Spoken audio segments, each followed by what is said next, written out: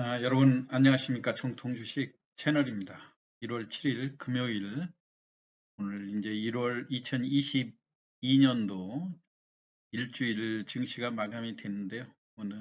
오늘은 제가 그 대한전선에 대해서 이제 유상증자 일정도 다가오지 않습니까? 그래서 이제 대한전선을 여러분들 보유하고 계신 분들 유상증자를 받아야 될 건지 말아야 될 건지, 오늘은 제가 이 주제로 손절은 가슴 아프지만 포기해야 되는 이유에 대해서 설명을 드리는데요. 우선 이 방송을 듣는 분들, 대한전선에 많이 물려 있는 분들도 있을 거고 하시겠지만은 제 그 시황이 마음에 안 드시면 여러분들이 또 각자 그 판단은 다른 거니까요. 제가 그 증시에서 관찰을 하고 여러분들한테 그 좀 어떻게 비춰질지는 모르겠지만, 제가 순수하게 이 주식을 보고 느끼는 그런 그 저의 그 이 종목을 보는 저의 견해를 말씀드리는 것 뿐이거든요. 그러니까 여러분들이 혹시 저의 의견이 마땅치 않고 여러분들하고 다른 의견이다 그러면 여러분들 그 의견대로 하시면 되는 거고요. 저의 그 의견을 순수하게 말씀을 드리니까 한번 이거는 말 그대로 운영자의 주관적 분석이니까 여러분들 참고하시되 최종 판단과 책임은 여러분들한테 있다고 하는 점 말씀을 드리고요. 그래도 이 그 주식시장의 경험을 갖고 있는 이 그 뭐 증시에 오랫동안 있었던 사람이 어떠한 경험을 바탕으로 해서 이 대한전선에 대해서 여러분들한테 매도를 이야기하는지 한번 같이 한번 연구해 보는 시간 갖도록 하고요.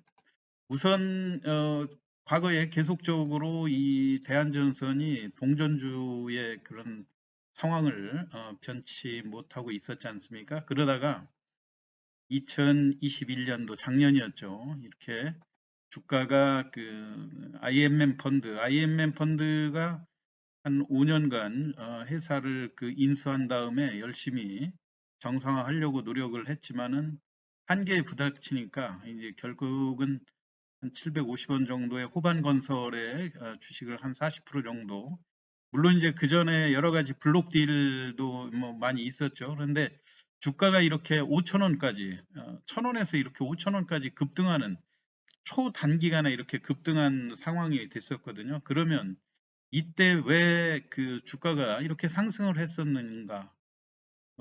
제가 계속 시황을 드렸었지만, 이때는 대주주의 변동으로 인해서 대주주 지분 40%가 시장에 인수를 하고 곧바로 매도를 하거나 그러진 못할 거 아닙니까? 그렇기 때문에 대주주 40% 지분이 매도가 불가인 그런 상태를 이용해서 기관과 외국인이 선취매가 있었고, 거기에 개인들이 공격적인 매수가 뒷받침이 되면서 이런 투기성 장세가 일시적으로 일어났었다고 하는 점, 이건 누구든 부인할 수 없는 사실이죠. 그래놓고 보통 이렇게 주가가 급등하면 주가가 다시 재차 상승 시도를 하는데, 의외로 이 대한전선은 그런 제대로 된 그 반등 시도를 하지 못하고 곧바로 무너졌어요. 그 이유는 뭐였냐면은 코스피 200 지수에 편입되는 것이 이 주식을 끌어올리기도 했고 결국은 반등에 실패하게 만드는 원인이 됐다. 그건 뭐냐면 코스피 200에 편입된 거는 좋은데 편입되다 보니까 공매도라고 하는 것이 이 주식을 그 옥죄는 그런 결과가 됐죠. 이게 이제 대한전선의 공매도 물량인데요. 주가가 올라가면 지속적으로 공매도 물량을 내고 하는데, 아무래도 최근에는 주가가 큰 변동이 없으니까 공매도가 한 2천만 주 선에서 어, 그렇게 주가가 이제 올라가야 공매도 물량이 쏟아지는데, 이거는 공매도를 쳐서 1,750원에 공매도를 쳐가지고 크게 이익을 누린다 이렇게 생각을 하지 못하니까 지금 공매도가 멈춰 있는 상황인데, 그래도 2천만 주 정도, 뭐 물론 8억 주의 그 잔량에서 2천만 주라고 하면 공매도가 많은 건 아닌데요. 왜냐면은 이 공매도를 하려면 공매도 그 내놓는 그 공매도 계약을 체결해야 되는 사람들이 있는데, 선뜻 이거를 공매도 치라고 내주는 그 계약자들이 없다 이런 얘기죠. 여하튼 이런 상황 때문에 그 과도한 물량 이런 걸로 인해서 어, 주가가 그 쉽게 제대로 반등을 하지 못하고 떨어졌어요. 그러다 보니까 이제 호반건설이 이 주식을 인수를 했는데, 결국은 1년도 채 안 돼가지고 액분도 하고 또 감자도 하고 또 이번에는 유상증자를 하겠다고 약 5천억 정도 유상증자를 발표한 그런 상황 아닙니까? 그러다 보니까 이제 이 날짜는 지금 들어오고 있는데요. 과연 여러분들이 어떤 전략을 펴야 될지 고민이 되실 거라고 생각이 됩니다. 잠깐 그 증자 일정 그런 것도 제가 지난번 시황을 했었는데요. 그것도 한번 살펴보도록 하겠습니다. 이 대한전선은 이번에 감자 일정하고 유상증자 일정이 같이 끼어 있기 때문에 감자만 받고 유상증자는 받지 않는다든가 뭐 이렇게 하지 못하게 돼 있어요. 거래 정지가 이제 다음 주면 1월 21일부터 거래가 정지 들어가지 않습니까? 거래 정지가 돼서 1월 한 달 동안, 그리고 1월 27일 날 유상증자가 같이 끼어져 있어요. 그래서 여러분들이 주식을 매도하지 않고 그냥 보유하고 있으면 유상증자는 자동으로 받게 되는 그런 상황이죠. 그런데다가 1월 말부터 추석, 참 구정 신정 설이기 때문에 설 그 옛날 구정이라고 그랬죠. 설 연휴가 월요일부터 화, 수 이렇게 연속으로 그 휴일이 된 다음에 2월 3일 날 거래가 재개되게 돼 있거든요. 그럼 2월 3일일 때 이미 유상증자 권리락까지 다 돼 있는 이런 상태에서 여러분들이 의사결정을 확실히 하셔야 되는 그런 상황인데요. 1월 27일 기준 약 46%의 유상증자인데, 그 추가로 나올 수 있는 주식 수가 지금 현재 가격, 회사가 예전 가격으로 한 가격에서 약 3억 8,800만 주가 신주로 쏟아진다고 하는 점. 그럼 현재도 8억 6천만 주인데요. 거기에 약 4억 주가 또 늘어나게 되면 전체적으로 12억 주가 넘는 과도한 이런 물량 부담인데, 과연 여기에다가 또 돈을 투입을 해야 될 건지 이런 어려운 문제들이 있거든요. 그래서 저는 과감하게 이 주식을 매도하는 것이 답이다. 여기다 이 과감하게 손을 띨 수밖에 없다. 이 말씀을 제가 드리는데요. 왜 이거를 이 주식은 팔아야 된다고 이야기를 하는지 여러분들이 그 몇 가지만 제가 설명을 또 드리겠습니다. 여러분, 대한전선을 팔아야 된다고 보는 이유, 제일 중요한 이유는 뭐냐면요. 감자가 예정된 기업, 무상증자라든가 이런 거는 그 무상증자를 받으려고 들어오지만은요. 감자가 예정돼 있는 기업에 희망을 갖고 투자하는 사람은 없다고 하는 기본 원칙입니다. 만약에 여러분이 지금 현재 이 대한전선을 가지고 손실을 엄청나게 그 손실을 많이 입어서 할 수 없이 증자를 받는다든가 이런 생각을 하실 것이 아니라, 여러분이 현재 평가 금액, 현재의 그 손실난 그 평가 금액을 예를 들어서 2천만 원을 투자했다가 지금 1,000만 원이 남았다고 할 때, 그럼 이 1,000만 원을 놓고 이 대한전선에서 증자를 받느냐 안 받느냐 이 생각을 하실 게 아니라요. 순수하게 누군가가 1,000만 원을 가지고 지금 투자하려고 한다. 새롭게 뭐를 투자하려고 하는데 그 중에서 제일 전망이 좋고 좋은 회사가 어떤 건가, 이 관점에서 본다면 과연 대한전선이라고 이야기할 수 있겠습니까? 그렇지 않죠. 왜냐하면 감자가 예정된 기업에, 이런 기업에다가 희망을 갖고, 그 아주 좋은 기업도 그렇게 많은데 굳이 이 기업을 골라서 새롭게 투자할 사람이 있겠습니까? 이런 생각을 먼저 하셔야 됩니다. 여러분들은 지금 이 대한전선에 손실이 나 있기 때문에 그게 묶여갖고 계속 증자도 받아야 되고 새롭게 돈을 또 투자해야 되고 이런 상황이 되는데, 만약에 냉정하게 새롭게 투자하는 사람이 이 감자 기업에 투자하는 사례는 없다. 아주 유망 기업에 대규모 무상증자인 경우는 그렇게 투자하는 사람이 얼마든지 있을 수 있어요. 그리고 두 번째 제일 중요한 거는요, 회사의 비전이 불확실하다는 겁니다. 왜냐하면은 전선이라고 하는 것, 전선업이라고 하는 것은요, 첨단 업종이 아니에요.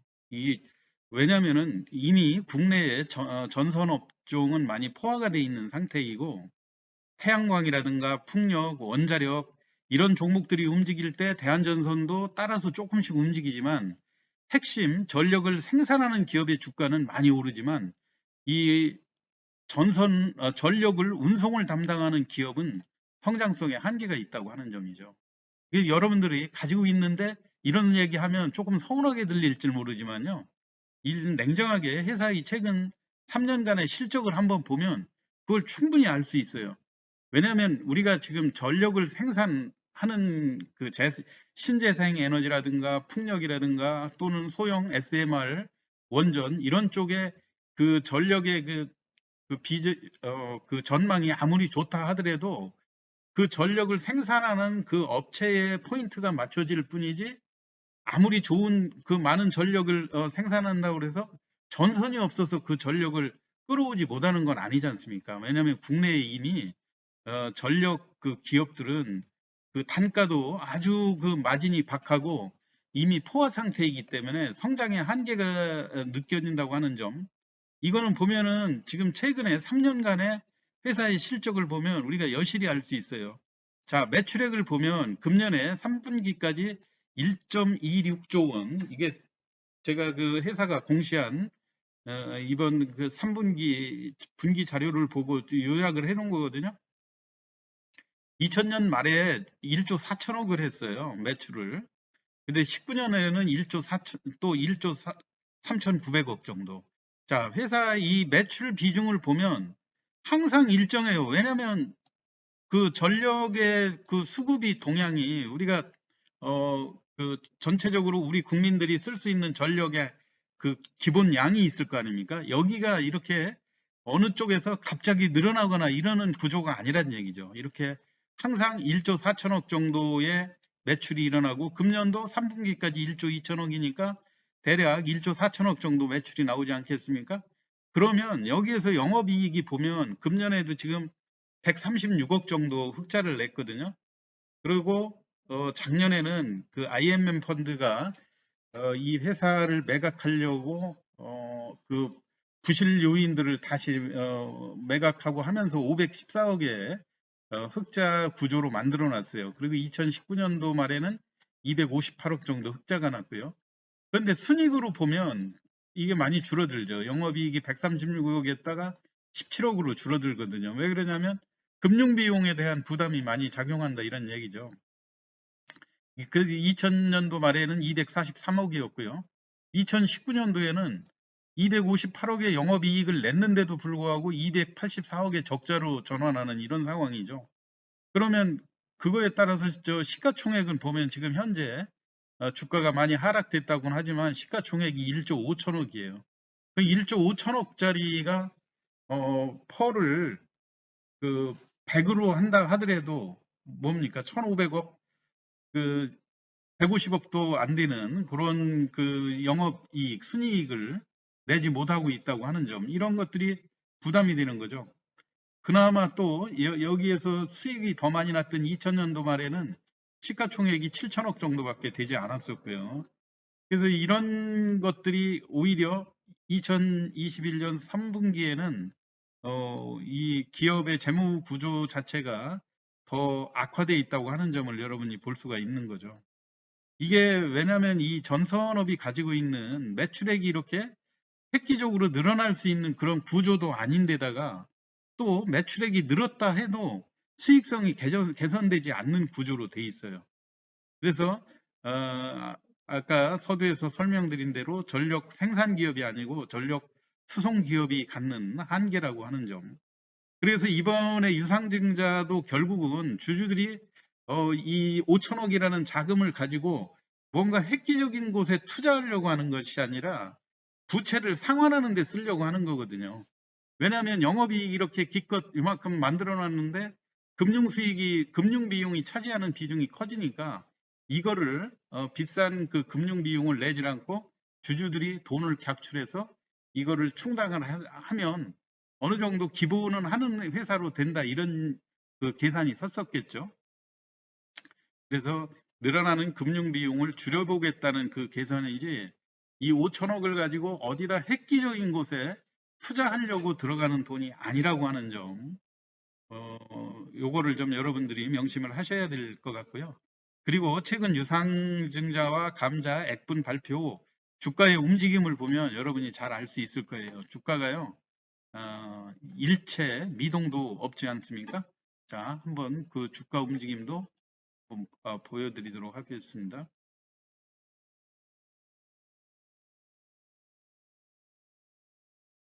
지난번에 한번 잠깐 1,800원, 1,900원 이 정도가 고점이었고, 그 다음부터는 거기에서 박스권 정도, 그리고 지난번에 그 SMR 그 이집트 원전 그 이야기가 나온 게 1월 3일이었죠.